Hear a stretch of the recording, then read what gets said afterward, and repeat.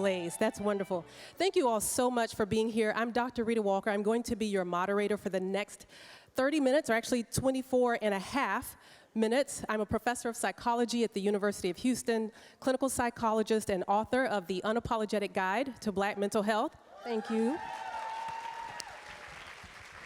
And each one of our panelists is going to take just a moment to introduce themselves to you all. Hi, everyone. Good afternoon. My name is Latham Thomas. I'm the founder of a global maternal health and education platform called Mama Glow, and I'm also a professor of gender and sexuality studies at Brown University. Good afternoon, everyone. My name is Attorney Corey Minor-Smith, and I am an attorney, author, and advocate for those living with severe mental illness in the Black community, making sure that people know about the resources that are available, and if you are a caregiver, how you can manage the symptoms of your loved one. Thank you. Good afternoon, everybody. My name is Angela Rye.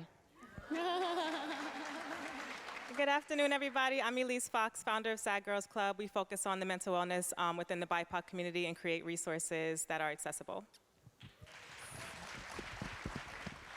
Thank you all to our esteemed panelists for being here for this important conversation. The first thing we want to do, actually, is allowing some audience participation. So I'd like for each one of you, including the panelists, to raise your hand if you've ever been through anything. Raise your hand if you've ever been through, oh, okay, so we have 100% class participation. Do you breathe? And what I want to highlight about that is two things. One is that all of us, except for maybe a couple of folks who were hesitant to raise their hands, but all of us have been through something, and it's important to recognize that we've been through, meaning that we have resilience to be able to get to the other side. And we lose sight of that often, and especially for those of you who are going through something right now. Tap into your capacity to having been through something before, all right? Thank you. I love audience participation. You all have gotten that part, right? Okay, very good. Now for this next question, we have two questions that each one of our panelists is going to be sure to answer. We're going to start right here, and then with the next question, we'll probably start maybe with you, Corey, and we'll go in that fashion.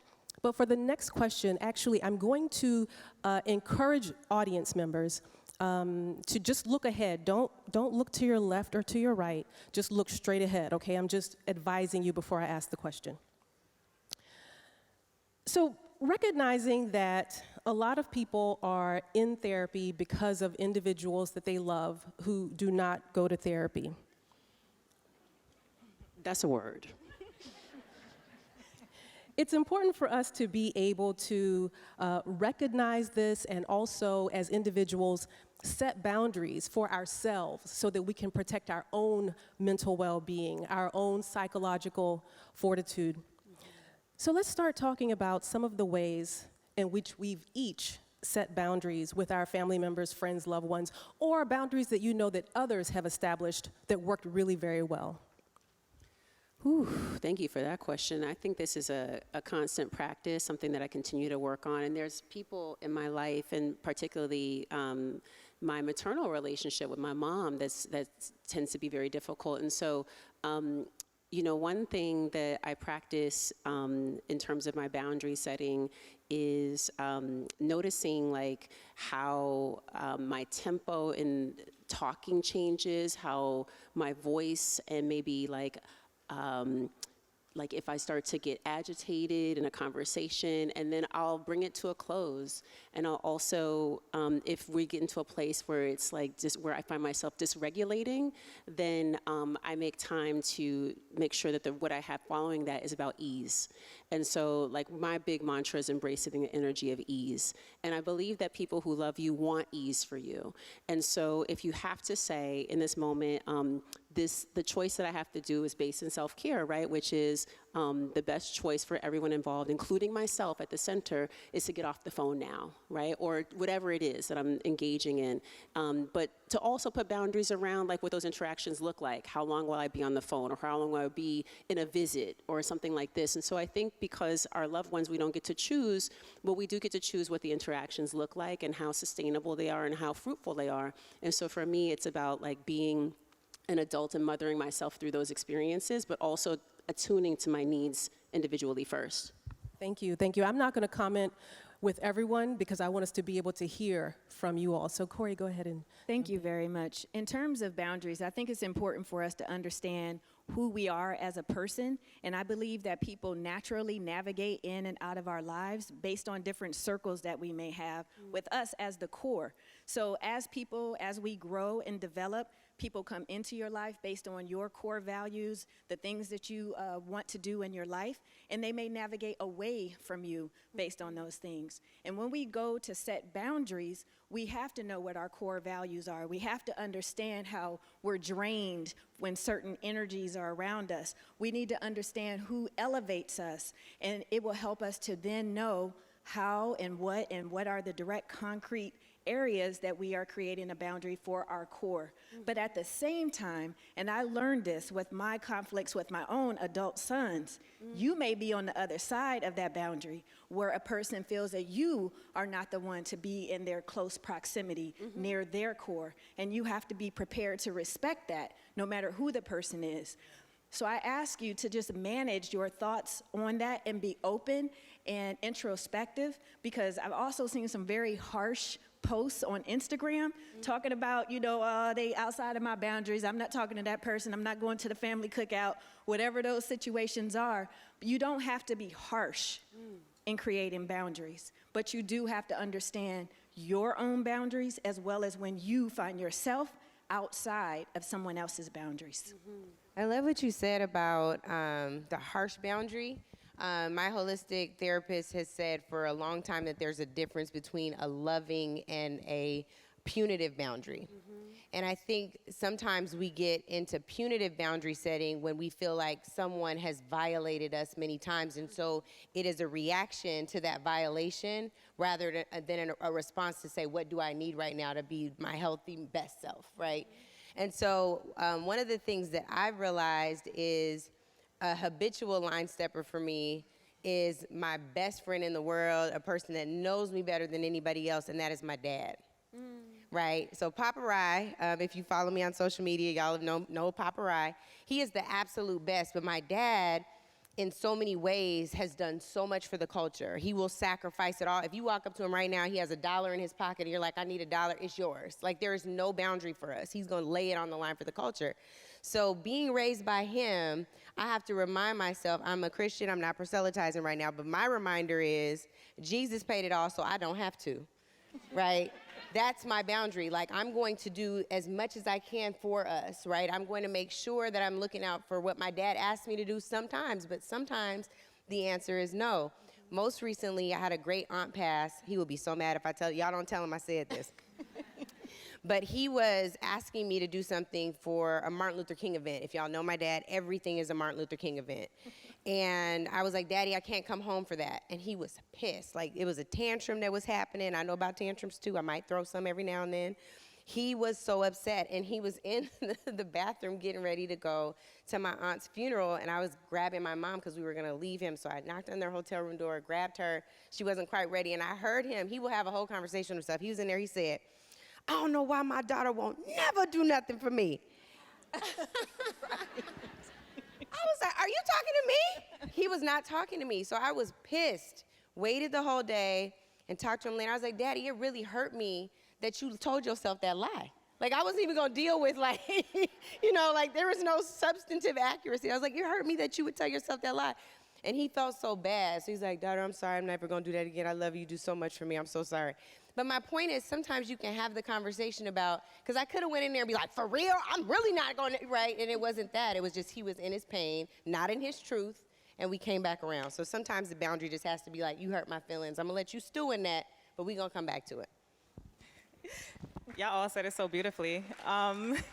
Agree with everybody. But I think a lot of my work comes down to, like, undoing a lot of the bad stuff that happens within our mental health world, especially for Black women, Black men. And my mom is like my biggest battle, I feel like. But I realized I didn't start setting boundaries until I had a son and saw things being repeated onto his generation. And that's when I stepped in and was like, no, this can't happen like this. This is not how we're talking to each other.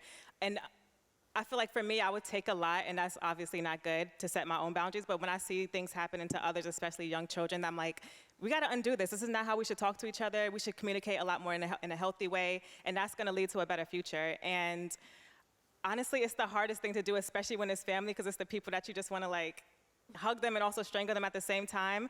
And that's the hardest boundary to set, but it's honestly the only way for us to create like a sustainable change and for us to build out and be a better, I don't know, society or better humans in general. So I just look to like how I want to be treated, how I want my son to be treated, and then that's how I set that bar for everyone in my life. Like if you can't respect this and you get one time to cross it, if that's the case, then you're kind of out of this world.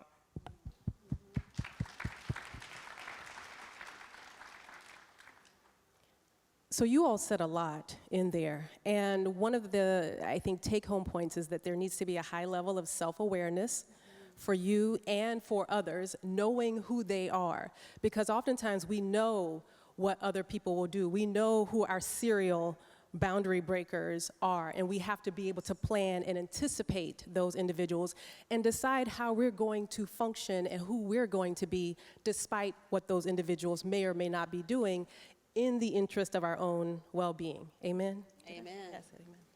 So actually, Latham, the first question that I have individually is for you, and I'll have individual questions for each one of our panelists. As you know, there is a crisis of Black maternal health. Black women experience difficulties with infertility and carry the weight of pregnancy-related complications, even more so than other women. What do you think is the single most important thing that Black women can do to own their glow despite overwhelming times and at any stage of life? First of all, we don't have enough time for this answer, but I would say that birthing is about joy.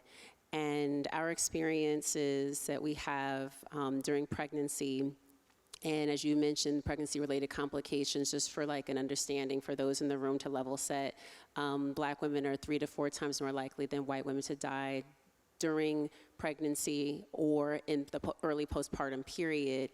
And you know, we see that white women die too, but not at the same rate, right? So this is actually a crisis. It's actually a state of emergency for Black women. And if this was happening to any other group, we would have eradicated it.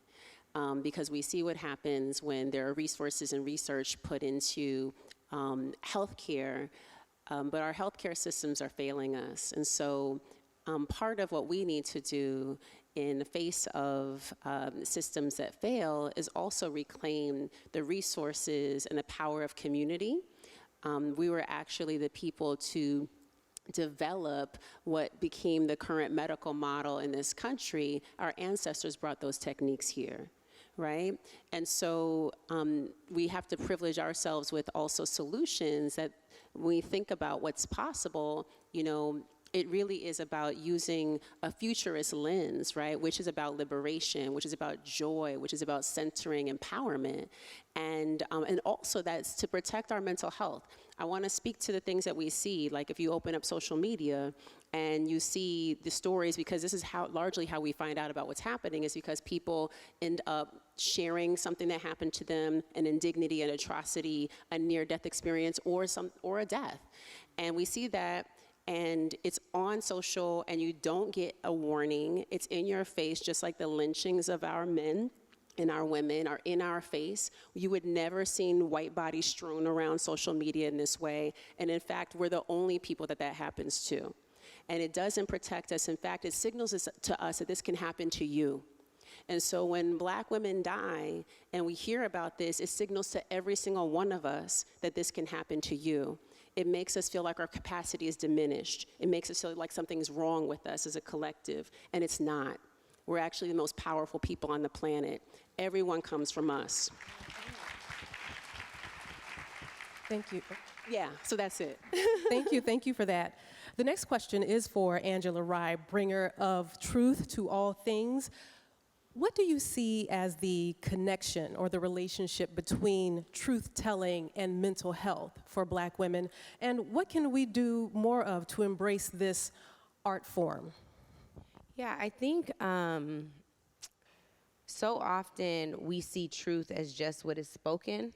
And I'm glad you said bringer of truth. That Angela means bringer of truth. And I think that I've often focused, even in a defensive way, on telling the truth. It is still a reaction, just like the answer I gave a moment ago. It's a reaction to something else. But there's a way for us to live out truth and embody truth so much that it doesn't always have to be spoken. So from a mental health standpoint, I think, Latham, even what you were just saying is so powerful. The ways in which Black people have been objectified, it makes it very hard for us to be embodied. You all, and I'm not sure, forgive me, but my good brother Resma Menachem is here, and he talks about somatic abolitionism and talks about what it means to be embodied in a different way. We have been almost conditioned to believe that we are safer outside of our bodies than in our bodies. Do you know what I'm like? That is, you know, in the church, I'm a pilgrim passing through and trying to bypass life to get to the other side, right? Because it's not safe here. It historically has not been safe here. That's right. So I think being able to, in a day and age where they're trying to keep history out of history books, ban books that tell the truth, that bring us the truth, to say that gaslighting will no longer occur culturally for us, that we will not allow that. We will embody a different existence. We will speak a different existence because we deserve to feel powerful and safe in our bodies is, I think, the most important thing about truth. Yeah. Thank you. Thank you for that. So Corey, the next question is actually for you as an attorney and mental health advocate who has had to navigate mental health institutions. What are some of the strategies that you think are important for individuals who have found themselves having to navigate some of these systems on behalf of their loved ones or even maybe for themselves? I'm going to give you strategy number 1, which is to research. And 3 things. Research the law, the applicable law, like the Section 504 of the Rehabilitation Act, or the Family Medical Leave Act, or the Fair Housing Act. These are things that would be instrumental in you helping a loved one, particularly if that loved one is living with severe mental illness or any type of disability. If you are the one who are providing care for that person and you have a career, you need to know about the Family Medical Leave Act, because there may be times where you need to take off work in order to help your loved one, but at the same time, you need to continue to get paid. So I encourage you to talk to your HR directors so that you can know how that is applied at your job. The Fair Housing Act, everyone needs somewhere to live, right? Everyone needs somewhere to live. And we see people in any town, USA, who are living unsheltered. And dare I say, the most vulnerable in our community are Black women who are untreated, unsheltered, and the children who are in their care. So know about the Fair Housing Act. If you are trying to have your loved one live somewhere, whether that's in a group home, whether that is with you, whether that is on their own, because their behaviors can cause them to be one step away from an eviction. And you know there is an eviction crisis throughout our country. There's a lack of affordable housing in our country. There is a lack of accessible housing if your loved one has a disability. You also should know about the Americans with Disability Act. Those things can help provide resources in your life, whether it is you working or trying to find a job for your loved one to be able to sustain their living expenses, and ultimately to have the highest quality of life. So 1, knowing the applicable law. The second thing you need to research and know are the community organizations in your area. Organizations like NAMI, the National Alliance on Mental Illness. There are many places that don't have a local chapter, but I encourage you to find out where the closest chapter is for you, because there are free resources that are available through NAMI. There are free resources that are available through the Mental Health of America, such as doing a mental health assessment for yourself. We are ashamed sometimes to find out what's really going on, but we shouldn't. And that helps us to decrease the stigma that's associated with mental health-related conditions, illnesses, or severe mental illness. And then the third thing you should know are the national organizations, because if you don't have anything in your area, including law enforcement, we don't necessarily want to communicate or work with law enforcement, but law enforcement is critical when they are trained in CIT, which is the Crisis Intervention Team. They have to be a part of it because many times They have to understand when a person needs to go to the hospital and not jail. So if you don't know about 988, I encourage you to know about 988. And also the assertive community treatment team. That is one of the most intense services that you can have in your community for a loved one who may be living with severe mental illness, and it can help you to be able to help your loved one live the highest quality of life. So, applicable law, community resources, and national resources are what I encourage you all to learn about and to know about. Thank you. The last individual question is for you, Elise, certainly last but not least, and it kind of has a two-part to it. What do you see as the biggest obstacles to getting resources to girls and to Black women? And what are some of the other organizations that you know of that people may need to consider as they think about getting their emotional health needs met? I would say one of the biggest hurdles is funding, to be quite honest, especially as a Black org. We've been around for like about 6 years. It is so hard to get companies to care about mental health outside of the mental health holidays or the mental health moments. But I think it's us as like companies or people who shop at these brands to like put the pressure on them to say like, no, we're not a trend. Of course, Black people run every single trend that's out there, but we're not like just a moment for you to just check off a box. This has to be a lifelong investment. Your customers all have mental health. Like mental health is important to everybody. So it's honestly like pressuring, or not even pressuring, just like holding them responsible to investing in what their customer bases need, and also just like being able to fund really incredible organizations that I love, like Mama Glow, love them. NAMI is amazing as well. Like there's so many smaller organizations, but we have to, I don't know if you experience this too, but like fighting for funding and actually proving that our mental health matters is one of the main things. And I always like to say too, like, no one's gonna care about us but us, so a lot of the conversations have to start in the home. I feel like we teach each other about mental health when we're in crisis instead of being preventative. So have these conversations about mental health, or do mental health check-ins with your friends, with the younger members of your family. Like kids just want to soak up and learn things. Why not teach them about what anxiety means, what depression means? Like being able to define your feelings is such a powerful tool, and it helps eliminate confusion as you're growing up and feeling like you're other or just not accepted. Who here like checks in on their friends' mental health or like their family members? Okay, there's like 20% of the people in this room, and you're people who obviously care about mental health because you're here. Imagine people who just aren't too aware. But I do think that the education should start at a younger age and at a younger level. I remember being in health class and taking nothing out of health class, but like doing worksheets. Why doesn't our health classes and the public school system actually discuss what's going on inside of our bodies and not just what the sports teams are doing? Yeah. So I'm showing up into these boardrooms and I'm like, yeah, this is cute. We can do this once, but like we have to have an annual commitment, if not that, a 2-year commitment, because I care about our people. And this isn't just a problem that's gonna be solved with just a fun Instagram campaign or like a beautiful picture. No. We need investment, and we need to invest in what you don't see, the behind the scenes conversations, the workshops, all of these things that we're bringing to the table that needs like proper funding. And I think Black people got all the sauce. You give us the money, we're gonna take it. We're gonna take it and run with it and make it cool. So why not? That's the biggest hurdle, honestly. Thank you for that.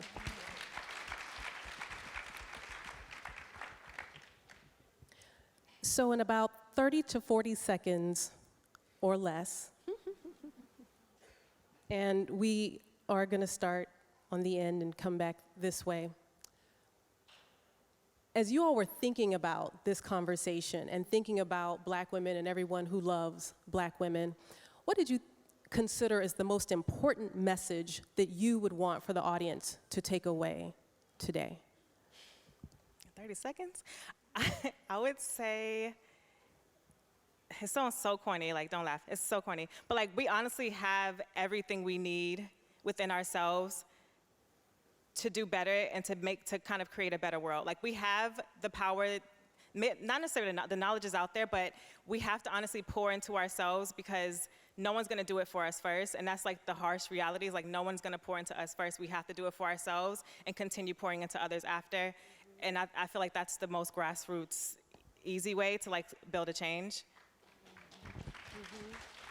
I would say, first and foremost, Black women have historically been the gel, the creator, like having to do everything, the glue, right? Like having to do everything. And I would say in a conversation about Black women's mental health, it is not our sole responsibility. So if you're in this room, you are different already. And I'm not trying to elevate you over the people in your family or your community, but you have a different kind of calling, a different type of responsibility to yourself, to your family, to your community, to the culture, to do and be different. So if you know that, how are you using the knowledge that you're accessing? How are you using the discernment that you have to create a better pathway for you and for Black women? How are you prioritizing the Black women in your lives who are exhausted, who have given it all, right? Who don't know that mantra yet that Jesus paid it all so I don't have to. So they're still paying it all. How are you ensuring that their load will be a little lighter? And I think if we can collectively do that, know that we were designed, my brother Shaka in here, just the other day we talked about this interdependence. We were designed to be interdependent. So if we're all carrying our piece, the load gets a little lighter. So I don't know if that's tight enough, but hopefully y'all got it. I just want to take the time to thank Charlamagne, his beautiful wife, all of the organizations that believed and trusted to create this space for us to be here today. And I hope that everyone who is here, everyone who hears this later, has a sense of gratitude because of events like this that help us to know the importance of our mental health. If you have a brain, then you have mental health that you need to prioritize. Just like you have a body, you have your physical health to prioritize. And with that, I am encouraging Black women to not operate out of crises. I have operated out of crises for the most of my life, and I'm 3 months away from 50. And thank you. I understand that resources are vital to your quality of life, and there are so many resources here, and you don't have to live out of crises. Learn about your ACEs, adverse childhood experiences, and learn how you can transform them to be adults commanding excellence. Thank you.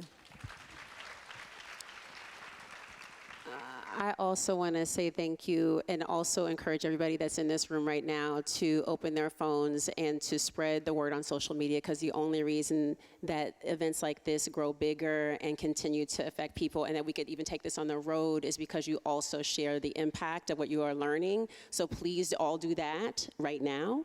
The final word I would say, I'm so committed also for Black women to come home to their bodies. Everything in this culture turns us away from our bodies. There is a pill, there is a substance that you can take. There are these literal phones that sit inside of our pockets that can turn you all the way elsewhere and bring your focus to other things. And I think that tools like social media are powerful tools, but cruel masters.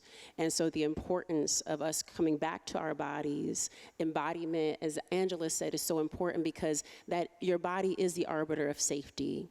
And we have to remember that our bodies are safe spaces. Our bodies house the future. And as we are the people who are the crux of community, the Black women are the crux of community, it is important for us also to have tools that allow us to come back home. And so I have just a tiny practice that I want to invite people to do and to take from here, and it takes 2 seconds. And it's just like, you can do this as a list on a piece of paper, or you can do it on your notes app.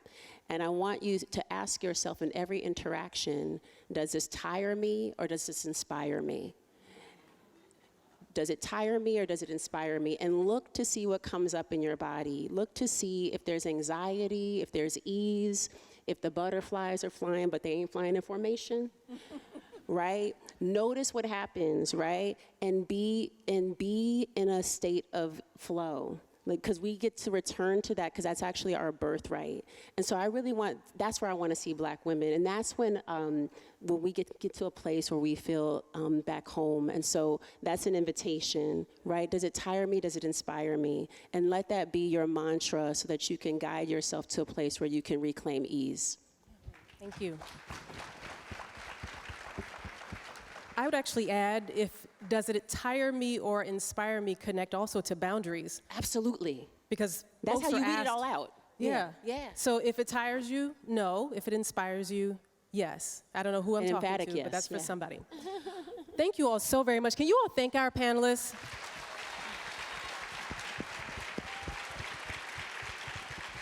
And our moderator. And the Thank you, moderator, moderator. Dr. Rita Walker.